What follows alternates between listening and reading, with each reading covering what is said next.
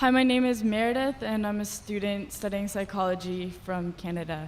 My question is very simple. How can you say that men and women, that there's no sexism when the very setup of this conference is sexist? For example, the men are seated in front of the women. Can you repeat the question a bit slowly, sister? Yes. Why is it that the men are seated in front of the women? The very structure of this conference is sexist. Why is that? MashaAllah, sister, that's a very good question. That why aren't the women seated in front? No, why are we not, if you're going to separate us, how come we're not left to the right?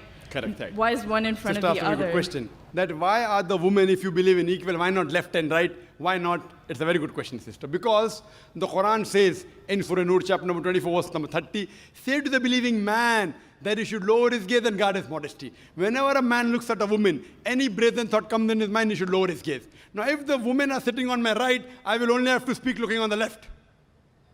You know, because I cannot look at them. Yeah, I can look at everyone. Sister, I cannot see your face also from here. You may look at my direction. If you want to see me close, you can see on the screen there, no problem. But for me, the Quran says, the moment I look at a woman, I should lower my gaze. Unless she's my wife, or she's my mother, she's my daughter. And if someone says that someone looks at a woman and nothing happens to him, then it requires a psychiatrist. So if you were here, I would talk to you like that. So you'll tell me, what an ill-mannered man is this? You know, showing me his back. Now my gaze is there. Knowing the microphone, I cannot see you. I can just see, okay, just a little bit here and there. So I'm maintaining my hijab. Now when we have lady speakers speaking, only ladies, front row, no problem. So what happens? Because it's a gent speaking, there are occasions, some occasions, then we have to keep a partition, and we can do that. And we have done that. But there's such a vast gathering, so many cameras, it will obstruct. So that's the reason, but in no way are we trying to say that the women are inferior.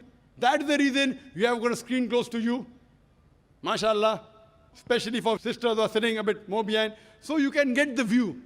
But in front, it will be difficult for me to speak, for me to maintain my hijab, for me to look, because in public speaking, you know, we are taught we have to look at the audience.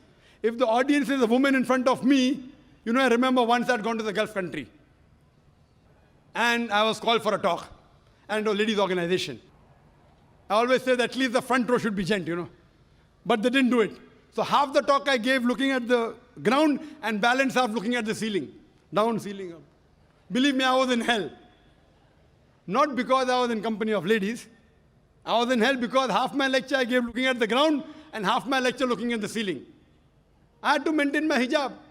Here I can talk to the person, I can look at him, I can stare at him. If he's sleeping, I stare at him, he stops sleeping, you know. The public speaking. But with the ladies, therefore, it is for maintaining the hijab.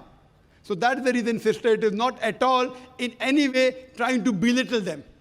And the reason we have given you one microphone instead of two, because we feel that the proportion is approximately 1/3, 2/3. That's the reason. But the moment last time when there were more ladies, we gave equal proportion. Hope that answers the question, sister. Thank you.